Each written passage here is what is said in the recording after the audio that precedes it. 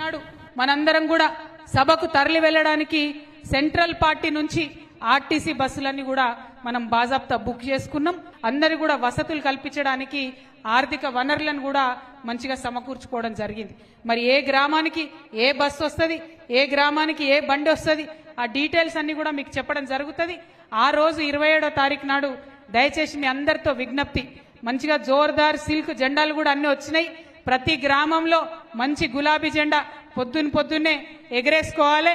ఆ తర్వాత బస్సా బండా ఏది ఉన్నదో బయలుదేరి ఖచ్చితంగా సభాస్థలికి చేరుకోవాలి. చాలా మంది చాలా రష్ అవుతుంది. మరి ఆ రష్ కాకముందే పొద్దున్నే బయలుదేరాలని చెప్పి నేను రిక్వెస్ట్ చేస్తా ఉన్నాను.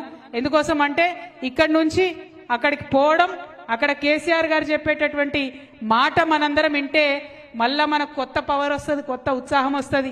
ఆ ఉత్సాహంతో మళ్ళా గ్రామాలలో మనం పార్టీ పని చేసుకోవచ్చు. కాబట్టి ఖచ్చితంగా సభకు ముట్టాలే, మనందరం కూడా చేరాలని చెప్పి ఈ సందర్భంగా నేను తెలియజేస్తా ఉన్నాను.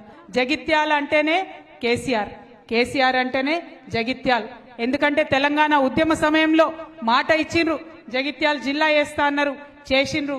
కాలేజ్ ఇస్తా అన్నారు, ఇచ్చిండ్రు. ఇంకా అద్భుతంగా జగిత్యాల డెవలప్ కావాలంటే మళ్ళా గులాబీ జెండానే ఎగరాలే. అది జగిత్యాల్లో లోకల్ ఎలక్షన్ నుంచి ఎమ్మెల్యే ఎలక్షన్ దాకా, ఎంపీ ఎలక్షన్ దాకా ఎన్నిక ఏదైనా ఎగిరే జెండా ఈ గులాబీయే కావాలని చెప్పి మనందరం కూడా ప్రతిజ్ఞ తీసుకోవాలి.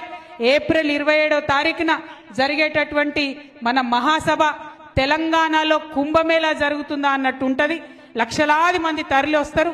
కాబట్టి అందులో మన పాత్ర ఉండాలి. జగిత్యాల పిడికిలు కూడా అక్కడ లేవాలి.